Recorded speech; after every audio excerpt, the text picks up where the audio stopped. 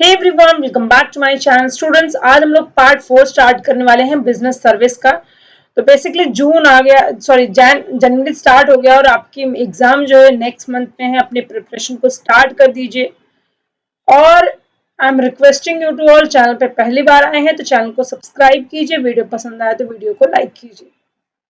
और अगर आप मेरे चैनल पे काफी टाइम से है तो चैनल को जितना हो सके वीडियो को शेयर कीजिए। चलिए स्टार्ट करते हैं। वेयर हाउसिंग का मतलब क्या होता है? पिक्चर को देख के आपको समझ में आ रहा होगा कि वेयर हाउसिंग का मतलब होता है जहां पे गुड्स को स्टोर किया जाता है for longer period of time, और उसको फ्यूचर यूज के लिए इसको स्टोर किया जाता है। और सम टाइम ये गुड्स को प्रिजर्व करने के लिए भी किया जाता है, स्टोर करने के लिए भी किया जाता है, और गुड्स की जो कंडीशन है वो अच्छी बनी रहे इसीलिए उसे स्टोर किया जाता है। It means storing of goods. So warehousing can be defined as a group of activity connected with the storing and preserving of goods, of stored goods from the time production till the time of consumption.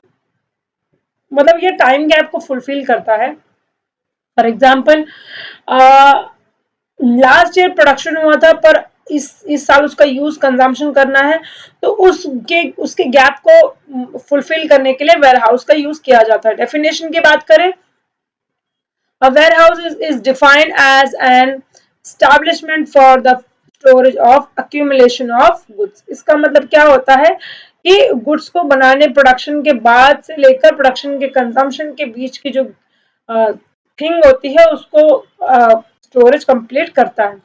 Functions की बात कर, सबसे पहला जो function होता है वो storage का होता है। तो स्टोरेज जो है वो बेसिक फंक्शन है वेयर हाउसिंग का। तो सरप्लस जो कमोडिटी होती है, जो इमीडिएटली नॉट नीडेड होती है, उनको वेयर हाउस में स्टोर किया जाता है। और they can be supplied when they needed, जब इसकी जरूरत पड़ती है तो उसे सप्लाई भी किया जाता है।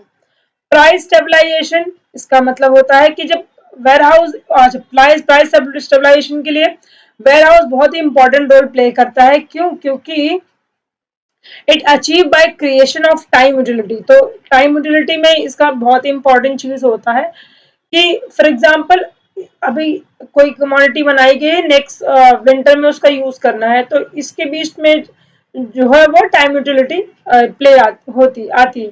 So in warehouse, usually large stock of goods is kept, or whenever there is a storage in the market, goods can be immediately supplied through the warehouse, and which can be price stabilization to avoid the rise in price or demand and supply difference.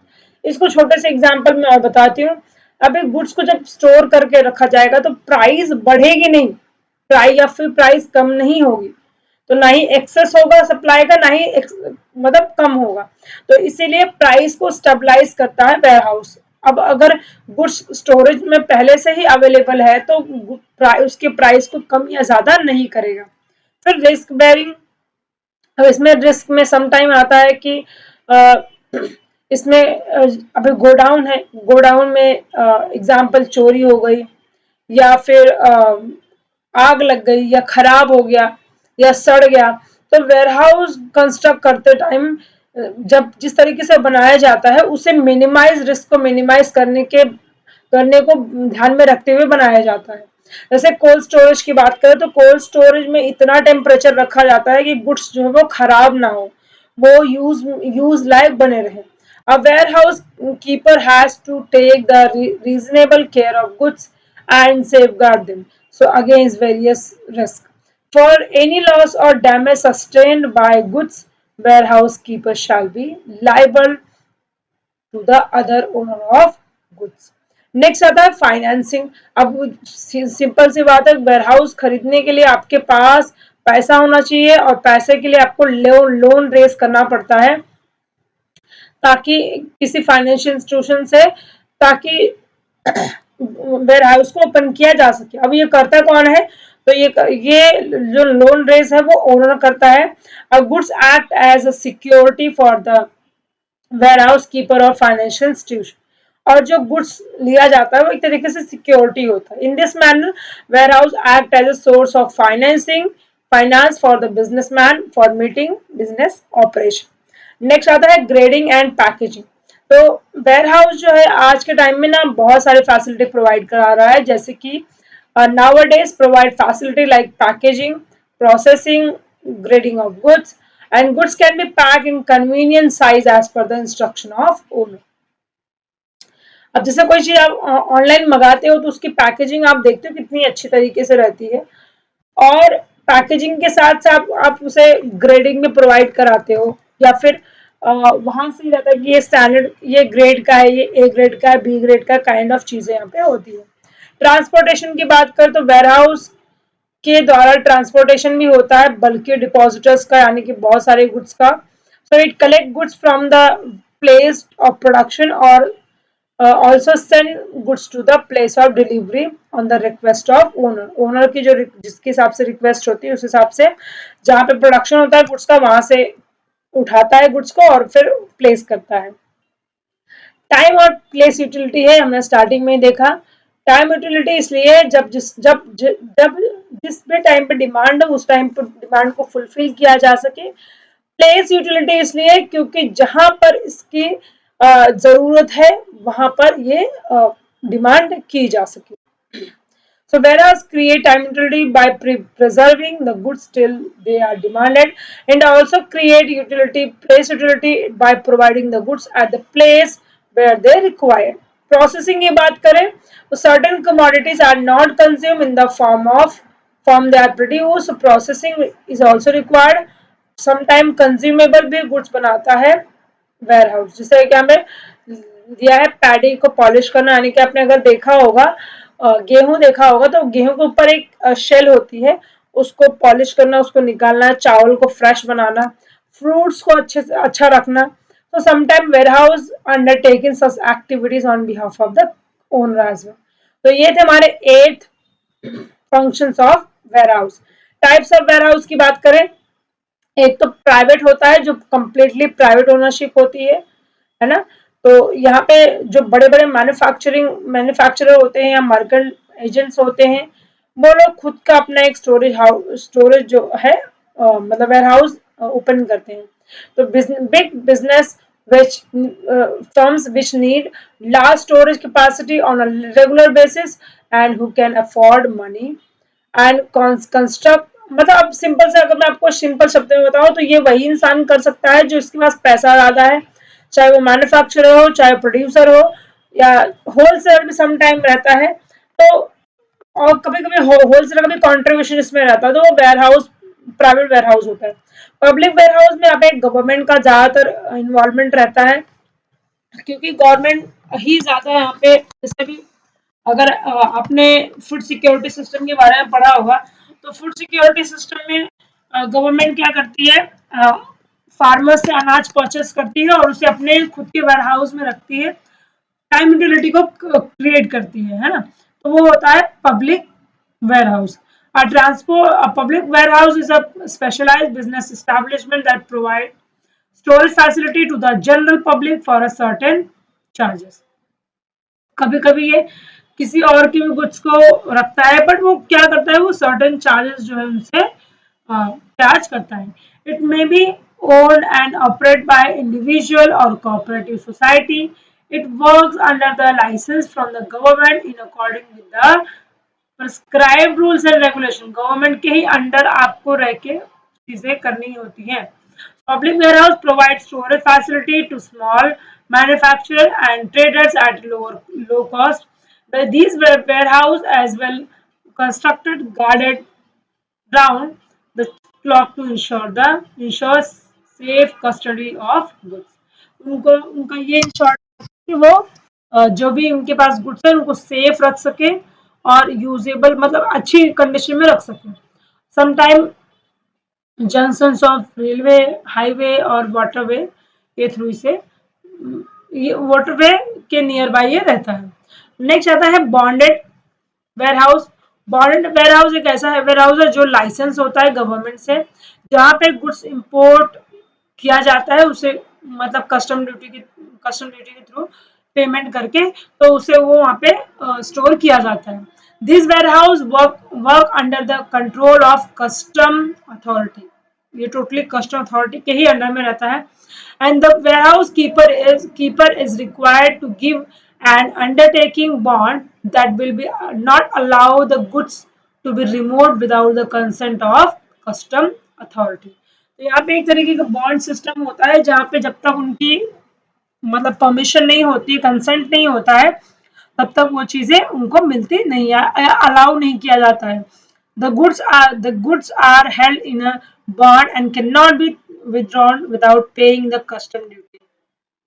Basically जो waterway के through goods को import किया जाता है तो वहां पर custom duty पे करनी पड़ती है।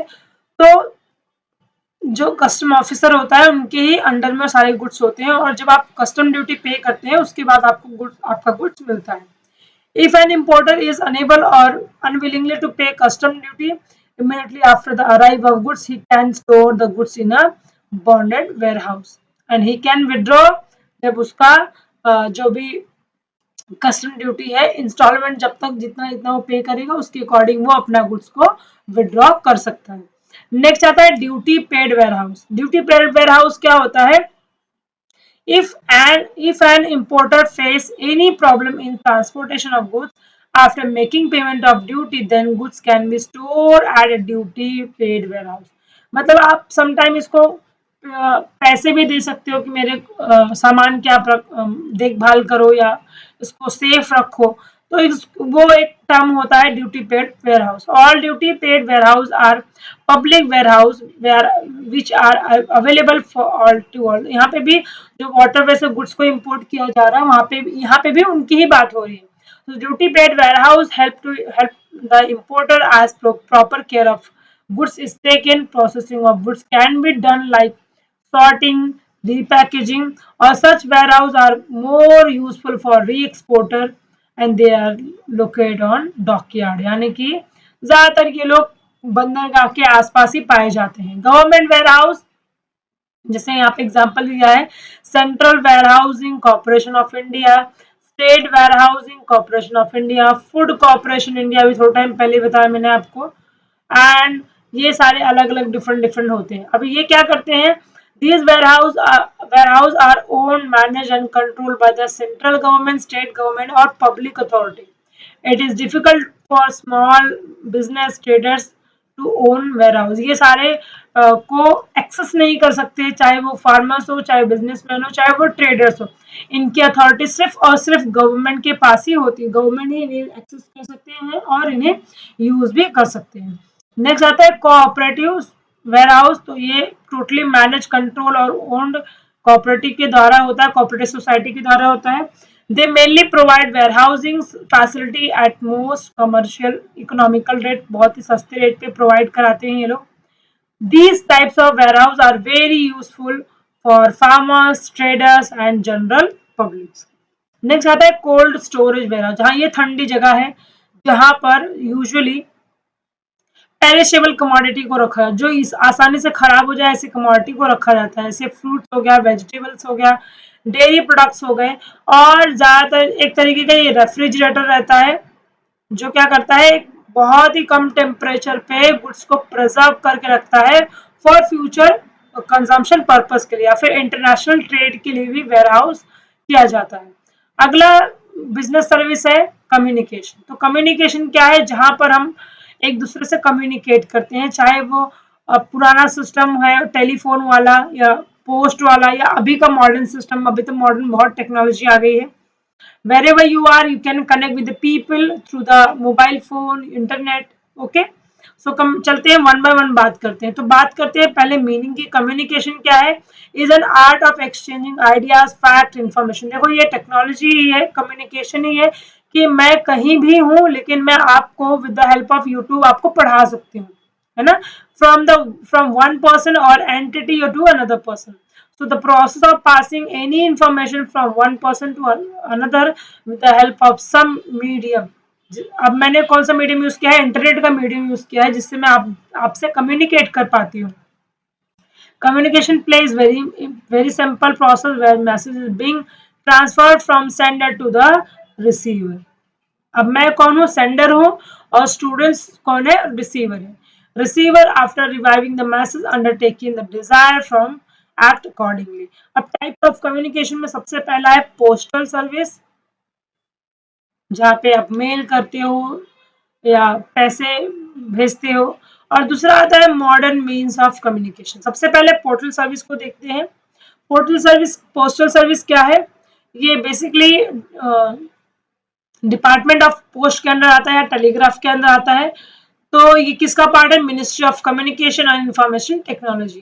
तो ये डिपार्टमेंट ऐसा है जो इसके नेटवर्क कितने 1,54,965 पोस्ट ऑफिस है टोटल इंडिया में, और ये सबसे लार्जेस्ट पोस्टल है पूरे जो इंडिया में वर्क करता है। ऑन एन एवरेज देखा जाए तो 21.56 स्क्वायर फीट, और पॉपुलेशन जो है वो 7,753 पीपल यहाँ पे इन्वॉल्व है। बात करें टाइप्स ऑफ, तो सबसे पहला टाइप है email, sorry mail services, specialise postal services, money remittance यहाँ पे पैसा भेजा जाता है। फिर डिटेल सर्विसेज। सबसे पहले हम one by one mail services को जानते हैं। मेल में सबसे पहला आता है इनलैंड लेटर। अब इनलैंड लेटर क्या होता है? Communication is contained on a sheet of paper with prescribe size folder. आपने अगर कभी मेल किया होगा ना, तो आपको एक दिया हुआ रहता है कि आपको इतने साइज में करना है, इतना फॉन्ट होना चाहिए, सारी चीजें आपको प्रिस्क्राइब की जाती है। अगर आप लेटर, स्पेशली अगर आप लेटर लिखते हो, जैसे अभी एज ए टीचर हम लोग कॉलेज में जब पेपर्स बनाते हैं तो हमको बताया जाता है कि ये फॉन्ट होना चाहिए, ये आप लेटर्स को यूज करोगे, ये ऐसा होना चाहिए, काइंड ऑफ सारी चीजें डिटेल में बताई जाती है। So inland letter card is a used for transmission within only India. So the written portion of the inland letter is folded and sealed. Only name and address receiver is visible from. पहले चिट्ठी आती है, चिट्ठी simple inland letter हो, simple. Envelope की बात करें तो एनवलप तो देखा ही आपने, ये एक तरीके का कॉन्फिडेंशियल मैसेज रहता है जिससे इंश्योर किया जाता है वो एक जो सामने वाला पर्सन है वही ओपन कर सके, जैसे चेक हो गया, फोटोज हो गया, रिज्यूम हो गया। अगर आपने कभी कहीं पे रिज्यूम डाला होगा तो वह एनवलप में अंदर होता है और वो काफी कॉन्फिडेंशियल होता है, जो सामने वाला पर्सन होता है वही उसको रिसीव करता है।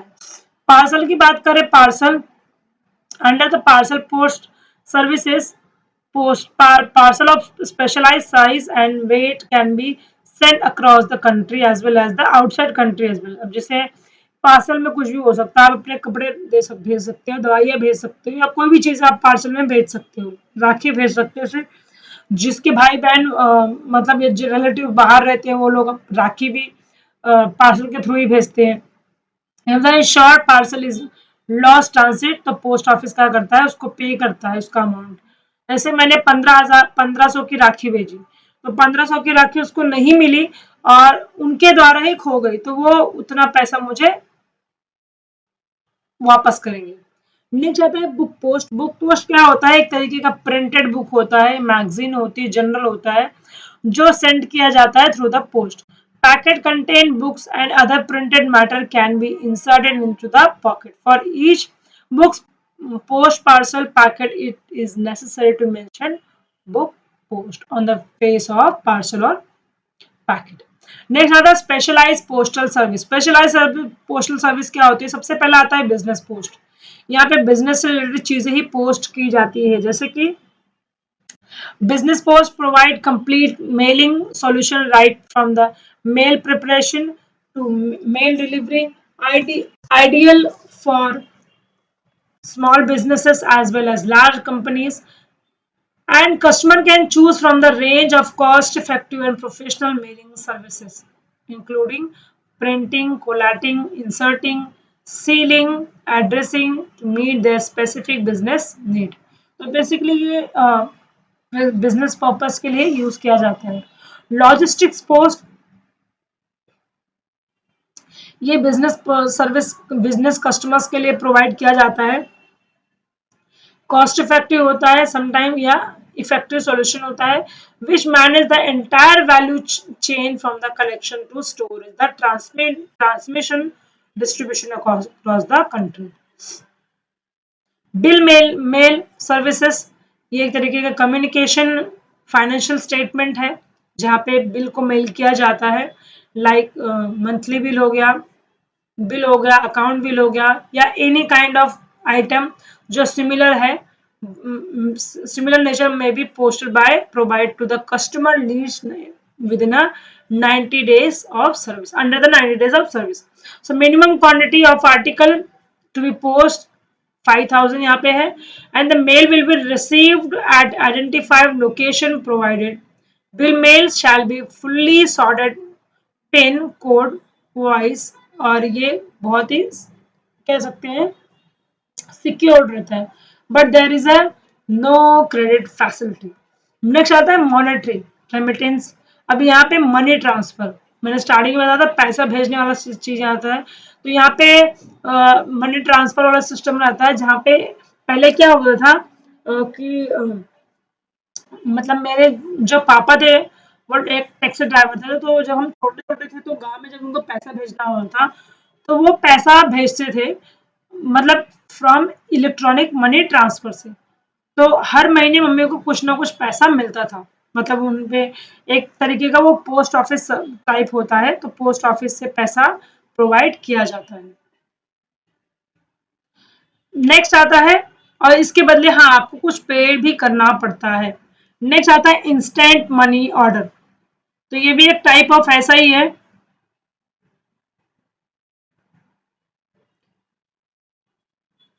जो इंस्टेंट यूज होता है, तो India post present instant money order, the instant online money transfer service. अब यहाँ पे देख सकते हैं, यहाँ पे क्या होता है कि आपका जो पैसा वो इंस्टेंट ट्रांसफर हो जाता है, कन्वीनियंटली, रिलायबल और अफोर्डेबल।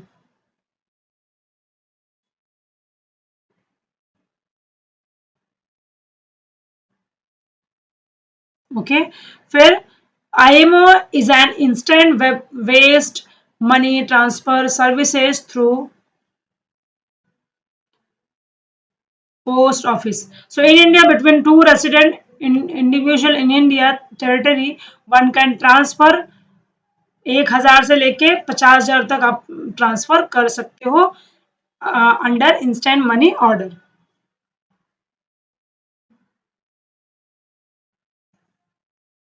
नेक्स्ट आता है international money transfer. So money transfer service scheme is quick and easy way to transforming personal remittance from abroad to beneficiary in India. जो इंसान अब्रॉड में रह रहा है तो वो इंडिया में भेज सकता है पैसे, काइंड ऑफ, तो वो होता है इंटरनेशनल मनी ट्रांसफर। तो यहाँ पर 195 कंट्रीज जो है वो इंडियन टेरिटरी के अंदर जो है वो पैसे भेज सकती है। अब यहाँ पे भी गवर्नमेंट का ही इन्वॉल्वमेंट होता है, गवर्नमेंट की तरफ से ही चीजें की जाती हैं। अब आते हैं रिटेल सर्विस पे, तो रिटेल सर्विस क्या है, इसके अंदर फर्स्ट आता है रिटेल पोस्ट। तो ये एक टाइप ऑफ डिपार्टमेंट ऑफिस है जो conveniently general public making third party product and services for विक्टिमिटी थ्रू पोस्ट सर्विस। तो यहाँ पे पोस्ट सर्विस के थ्रू जो है रिटेल पोस्ट को किया जाता है। So under retail post, a range of service are offered, including collecting of electricity bill, collection of taxes, collection of other bills for the government। तो यहाँ पे इस तरीके की चीजें होती हैं। आते हैं ई पोस्ट पे, तो ई पोस्ट क्या है, डिपार्टमेंट ऑफ पोस्ट के अंदर ही आता है। इन्होंने इंट्रोड्यूस किया ई पोस्ट सर्विस। अब ये क्या है, here customer can send their message to any address in India with a combination of electronic transmission or physical delivery through a network more than 1,55,000 post offices. So e-post send message as well as soft copy through internet, और physically भी इसे hard copy भी deliver करता है। Basically आपको कोई document mail करना है या कुछ करना है तो ई पोस्ट जो है ये काम करके देता है। मॉडर्न कम्युनिकेशन में बात करें, सबसे पहला आता है कुरियर सर्विस। आपको सबको पता होगा कि आपके फ्लैट के आसपास आके आपको कुरियर करके आता है। सबसे इसमें फेमस जो है वो DHL है, DTDC है और UPS है।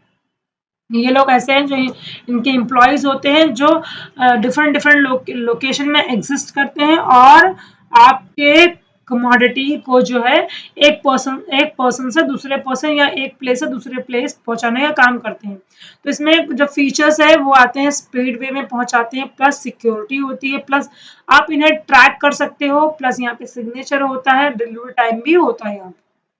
अब ये आपका कुरियर कहाँ पर पहुंचा है तो आप उसे ट्रैक भी कर सकते हो, लेकिन आपको पूरा स्पेसिफिक एड्रेस डालना होता है।